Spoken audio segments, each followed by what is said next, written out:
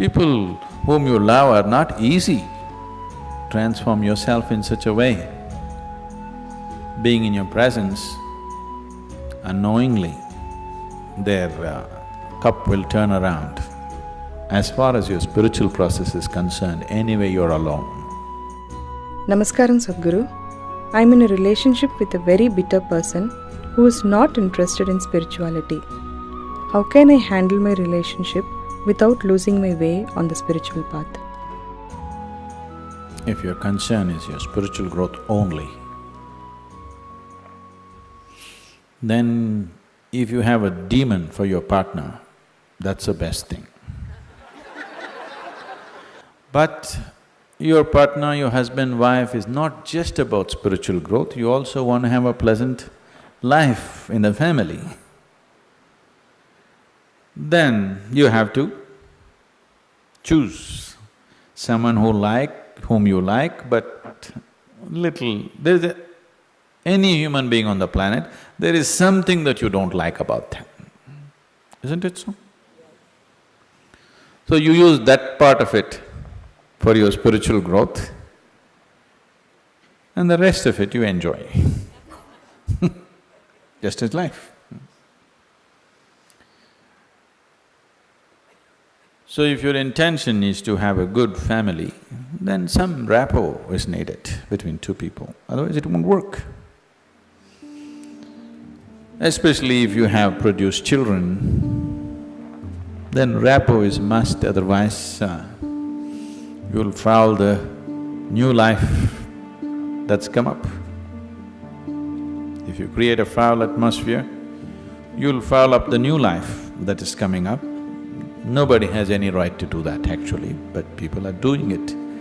But no human being has any right. You can mess yourself up as much as you want, that's up to you.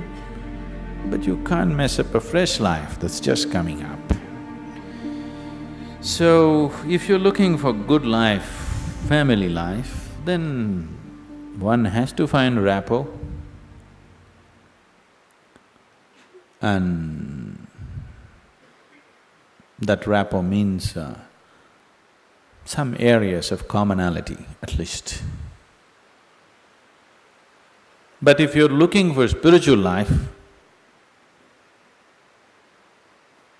it doesn't matter what kind of person he is, you can use everything for your growth,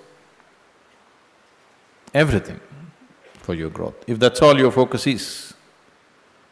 But generally your focus is both ways, you want to have a little bit of that and a little bit of this, so mixed fare. So it gets a little complex. So, to build a rapport takes effort, takes compromise, takes love, endurance. Takes endurance, you know. Somebody is constantly like this, you want to build rapport with that person, but you don't want to go his way. That takes lots of endurance. Yes or no? People whom you love are not easy. So what can you do? One thing is to transform yourself in such a way. Being in your presence, unknowingly, their cup will turn around. Just yesterday, you know, the other day I just went out in the rain, I went out and it started raining and I was carrying both my India phones because I was expecting some calls and I mean, one is India, one is Europe, one is America, 3 phones I had. One I had in my jacket, other in my trouser pockets, and by the time I got here it got wet and both the phones just burnt up. Then people around me were telling me, Sadhguru, why carry 2 phones? Now we can have 2 SIM cards in one phone. If you hold it like this, you can speak on the India SIM card. If you turn it around, it just shifts into the other SIM card. You don't have to switch anything, just this way it handles one SIM card. If you turn it around, it handles another SIM card. You have to become like this. I was very suspicious of this phone, I didn't get it, but but you must become like this. If you wish to take people who are around you with you, if you want to walk alone, it's very easy.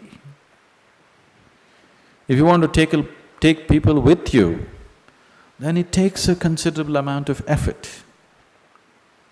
When Gautama was asked this question, is it better to walk alone on the path or with a companion? He's not like me, he's dry. He said, it's better to walk alone than to walk with a fool. He's not saying don't walk with anybody, he's not saying don't have companions, but he said it's better to walk alone than walk with a fool.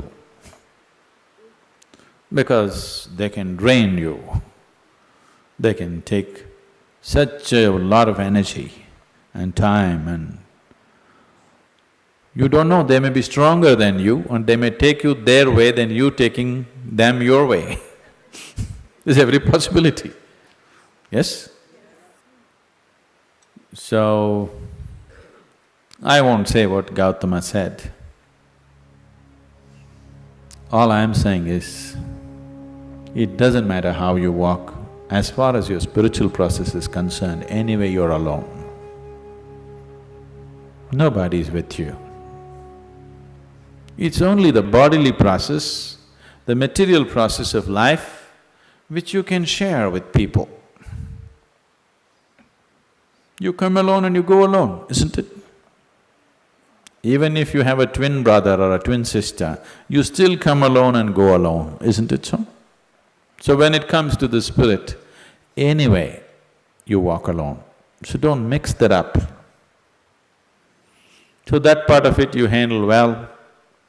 The material part of it, according to your capability, to what extent you can do it, you do it. They come your way, it's wonderful. If they don't, it's all right, don't grudge them. It's just that you don't have to go that way. Maybe someday, when the doctor tells you your liver is in a bad state, he may seek divine, you know. Yes? Have you seen people who are walking in the morning? Not everybody, there are certain type of people, these are all over 50, 55 age group people. They have become lean and they're walking briskly every day, religiously they are there. These are all people who generally had a cardiac problem. They almost died.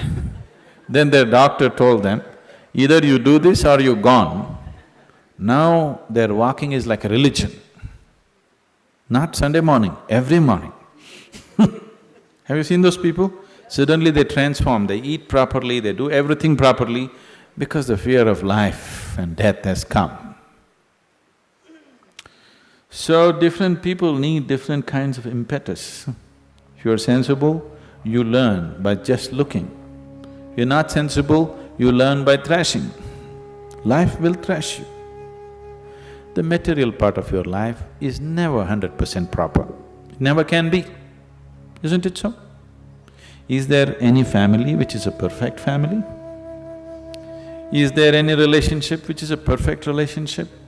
Is there any business which is a perfect business? Is there any career which is a perfect career? There is no such thing, don't seek that. Your life will become wasteful and fanciful if you seek such things. They all happen to the extent you're capable of handling them, that's all.